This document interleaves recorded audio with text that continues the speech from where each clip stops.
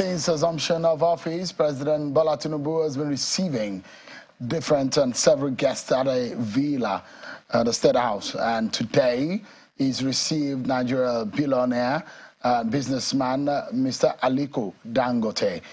Apart from the visit of Mr. Aliko Dangote, he's also received several other persons, including former DG of NAMASA and ex-Niger Delta agitator, Mr. Asari Dokubo. After the meeting with the president, Alhaji Asari Dokubo alleged that the cabal, or some cabal, and some persons in the military are responsible for oil theft in the Niger Delta region. He was telling journalists after the meeting with the president. Take a listen to him. He's a strong president. He's a commander-in-chief of the armed forces. He's going to take decisive action to get these rotten eggs. It's not the old army and the navy. There are a few who have this entitlement mentality. I better persona, I get power persona, I get people where they up, where go to cover me. The president is going to remove them and make it possible for the people of this country to benefit. For instance, Emefule is gone, Bauer is gone, so more heads will roll. Those who are standing as an impediment to the good and progress of this country, the president will not dilly-dally with them. He will not do sissy with them. He's going to put and kick them out. And when he does that, we will have the unfettered power, encouragement to get rid of oil theft, which all my brothers in the Niger Delta. Well, you heard him. I mean, does it not worry anyone if this kind of information is coming from someone who just met with the president and who had a conversation with the president and is saying the military, some men in the military are responsible for oil theft, and some of those who have been described by some cabals? What does this really mean? Tonight I'll be getting several perspectives, but let me first and foremost tackle this issue. I'll be joined by a lawyer and a security expert. He's a senior fellow at the Tony Blair Institute for Change, Mr. Bulama Bukarti, who is joining us from Kampala in Uganda. I understand that he's on the sideline of the annual summit of the Global Internet Forum to Counterterrorism, hosted by Facebook and Meta at its headquarters in California. Thank you so much, Mr. Bukarti, for joining us tonight. Thank you, Sean. Yeah, because I was gleaning some understanding from what has been discussed in that meeting in Uganda, and it's worrisome. I mean, it's worrying rather, some of those information coming out about global terrorism and how it affects Nigeria, the new tactics of these terrorists. And what can you tell us tonight about those discoveries that you understood from that event? Yeah, I mean, thank you very much, Sean. The meeting, like you said, held in California in the United States, and immediately after the meeting, I flew to Kampala. So the meeting was in the United States at Facebook's headquarters. And as you rightly mentioned, there are very worrying developments in Africa, including in the Lake Chad region, where we have the ISIS affiliate, ISWAP, that Islamic State West Africa province, upping its capacity. And that's because it is getting money, it is getting training, it is getting guidance from ISIS in Iraq and Syria. And part of the most worrying developments we have seen as far as use of internet or use of technology is concerned are two. So in the past few months, we discovered that ISWAP has successfully been able to improve their access to internet. Before now, Shewin, when ISWAP wants to use internet to post communication or to download something, they would need to go close to cities like Maiduguri, and they struggle for hours to get access to internet. But from the last few months, we started getting evidence showing that ISWAP has now started to get access to Thraya, that satellite internet services provided by Trier. They are buying them from Lagos and then from Chad, and therefore they now have high-speed internet connectivity in the remote areas of the Lake Chad region. They are using it to communicate. They are using it to coordinate attacks. In fact, they have a vehicle mounted with internet, Trier internet, with which they go to each scene of attack because they want to keep communicating while attacking. They also communicate with ISIS and ISIS operatives across the world using that Trier internet connection that they have got. That's one development. The second worrying development has to do with ISWAP's use of drones. ISWAP started using drones like 5 years ago. We saw in their videos their fighters trying to fly the small commercial drones, and they were laughing, they were shocked at how it is flying. And then they started using it for their propaganda. They will take drone footage of their attack. They will take drone photos of their fighters and use them for their propaganda. And then they started using it to gather intelligence on the military. In one attack, for example, before they attacked, they took a satellite photo, a drone photo of the military base they were going to attack, and then they attacked after they saw what was inside. Now, the third phase of this development, which is currently going on, is that ISWAP has started trialing arming delivery drones. They have started to experiment how to put explosives on those drones. And if they succeeded in doing that, then we would start to see attacks, unfortunately, from the air, which will not require any fighters or suicide bombers, and that will be deadly and will prolong the crisis in the Lake Chad region. And that's a very, very worrying development for me. And I think the federal government needs to work more to understand where ISWAP is getting that internet from, where they are getting their drones from, and ensure that that supply route is blocked.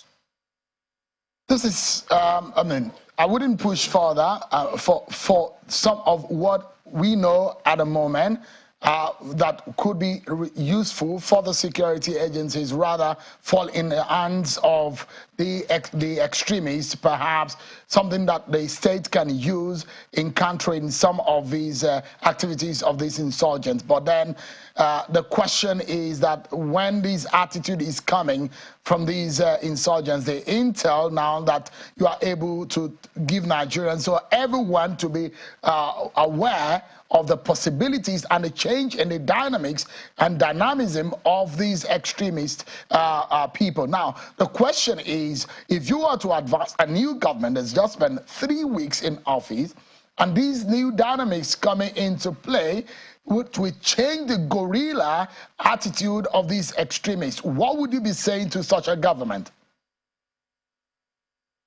Look, I think I will say to the government that there is need for a comprehensive, effective policy, and all hands must be on deck on implementing that policy. And you and I have had a conversation a few weeks ago where I said the most important office when it comes to national security and countering terrorism and terrorism financing and terrorist use of internet is the office of the National Security Advisor. And I think the president would need to appoint a national security advisor as soon as possible, and that national security advisor has got to hit the ground running. Because what you need to do is to not just continue the war against this group, the military war against these groups, but also block their supply routes where they get fuel, drugs, food, internet, and other necessities that are supplied into the bush. Because we know these people are in the bush, and we know they are not creating the fuel they are consuming, the food they are consuming. Most of them, most of what they need to continue their activities come from outside the bush where they occupy. And therefore, you have to block the supply routes. You have to use better intelligence and technology. I have just told you how ISWAP is improving its use of internet and its use of technology, and it is worrying to me that ISWAP is able to do that when we don't see, major activity from the part of the Nigerian government to use intelligence and technology in fighting these groups, not just ISWAP, but also the bandits and the separatists in the southeast. I think it is a question of instituting appointing a national security advisor as soon as possible, and that national security advisor then has to work with all security and law enforcement agencies to, tackle these crises, these challenges. I mean, you've said as much in the last time you were on the program that Nigeria and the new president needs to look away from a military-trained national security advisor, because most of our problems are not much of external aggression, they are much of internal policing issues and how we can use intelligence to be able to douse the tension within the Nigerian region. But then someone will ask, there is Mr. Ribadu that have been appointed as the special advisor security to the president. I assume that that is the NSA, isn't it?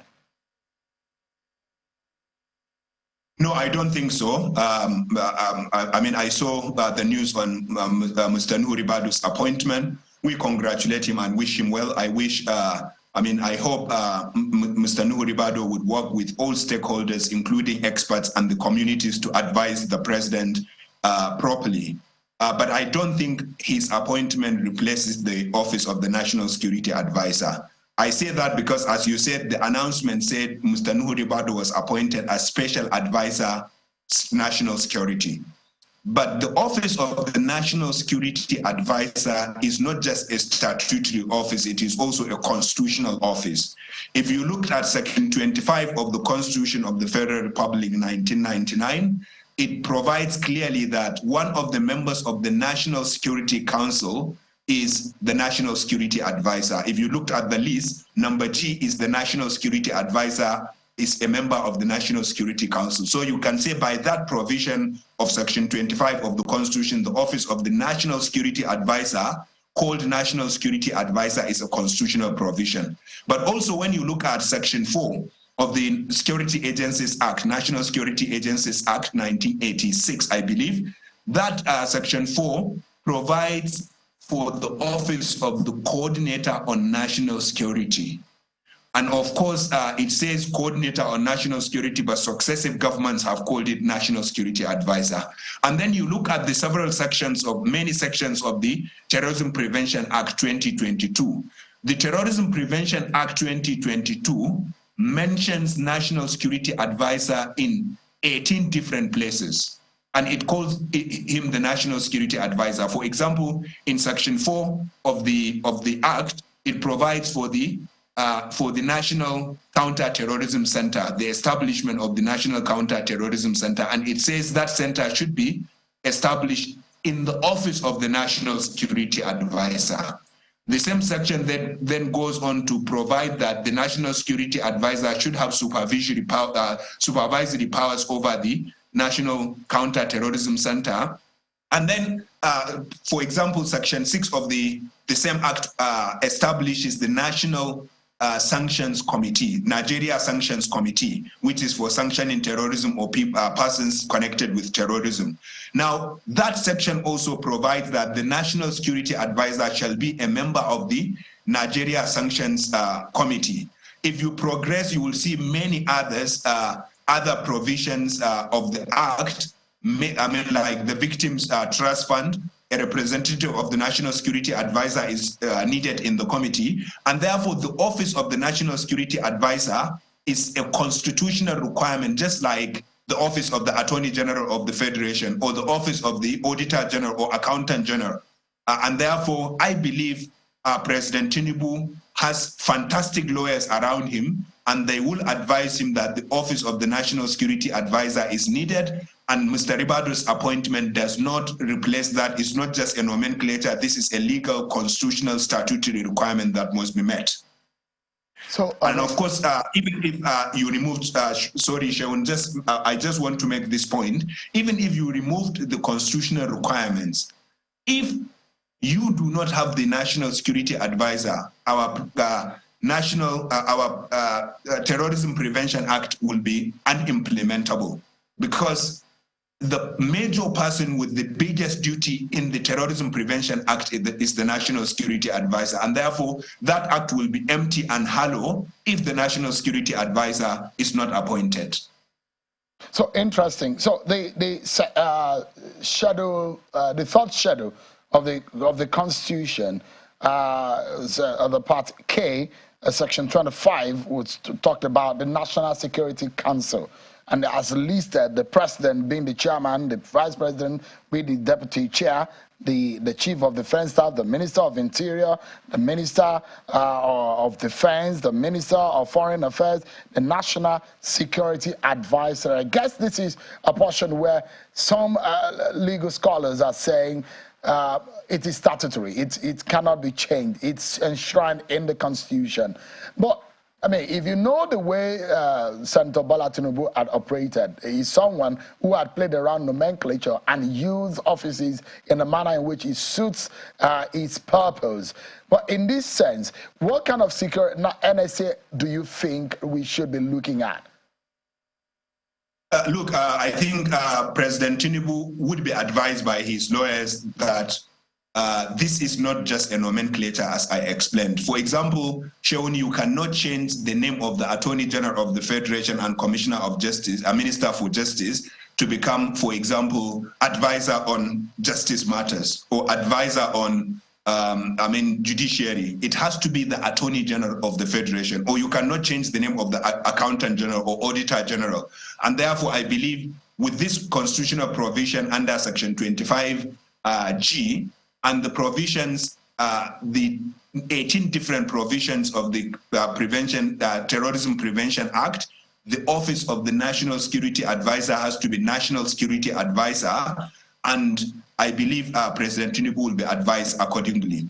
Now, when it comes to the person that should be appointed, I mean, I would say the person that should be appointed as the National Security Advisor, as I argued in the last intervention I had on your platform, should be someone from the intelligence community or from the police.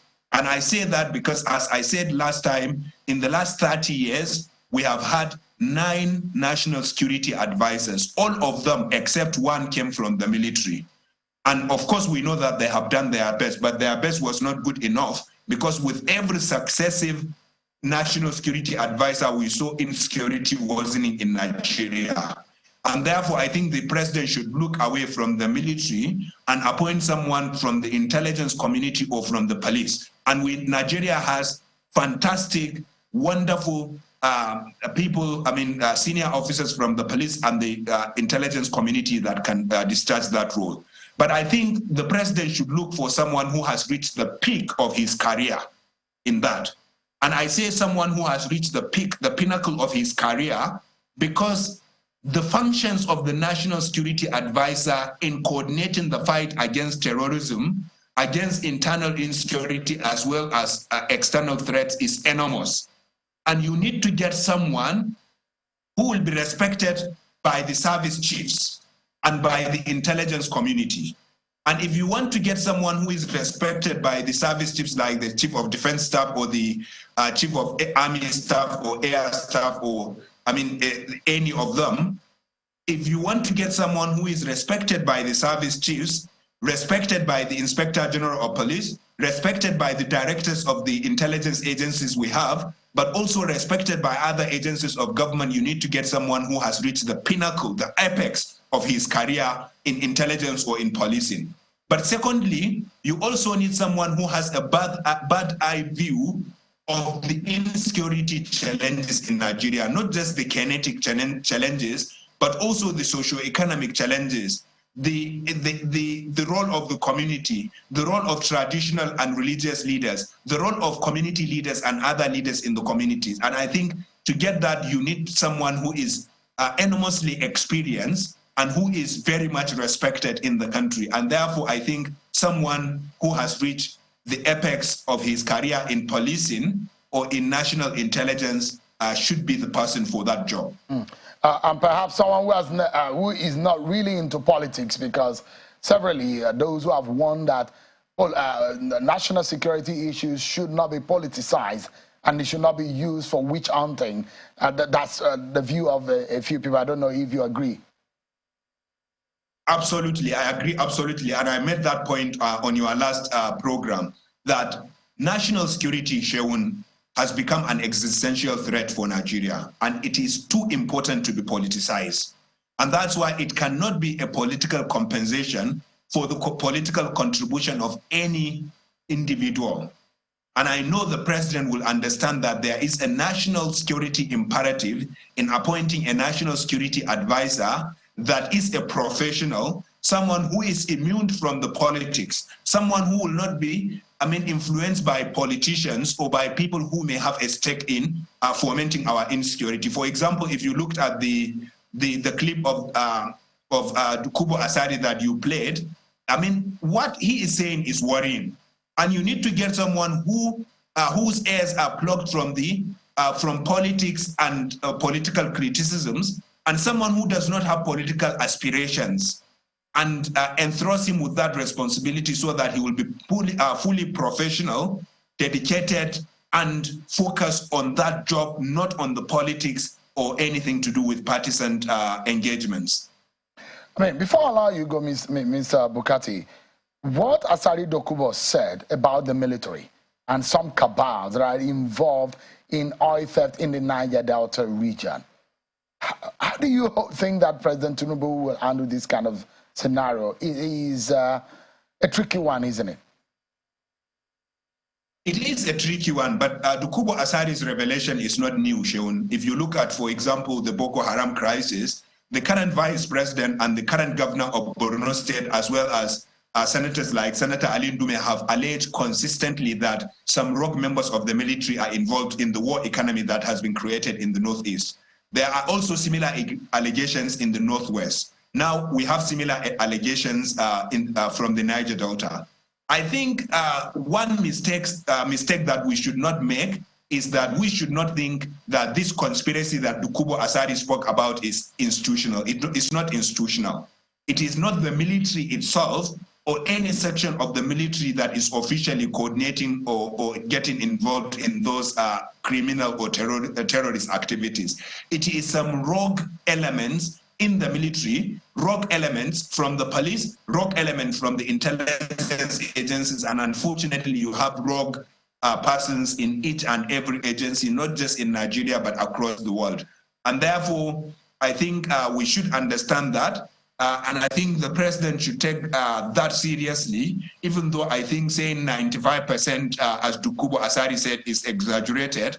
But we know that there are rogue elements from government, from security forces, from intelligence agencies, cooperating or conspiring with our enemies. And I hope the president will take that seriously and will get down to work in order to fish out those people that are alleged to have committed those crimes or that are involved in that conspiracy and getting them prosecuted and punished. Sheon, there have been different instances in which even presidents themselves, for example, President Jonathan famously said there were members of Boko Haram in his government. And we know that state governments have also made similar allegations regarding Boko Haram or other groups. But unfortunately, there has never been a time when we saw a senior military officer or a senior intelligence agent or a senior politician being investigated transparently and being brought to book for the allegations. And I think the way these allegations are being repeated time and again by different persons from different walks of life shows that there could be some element of truth, there could be some pinch of truth, there could be some salt of truth in the allegations that are being made. And I hope the president will investigate that and bring the perpetrators to book. Mr. Bulama Bukarti, who is a senior fellow with the Tony Blair Institute for Global Change. Thank you so much indeed tonight for your insight. A lawyer and a scholar in extreme violence policy issues. Thank you so much indeed for your time tonight, Mr. Bukarti. Thank you, Joe. Thank you very much. Always a pleasure to be with you. Thank you indeed.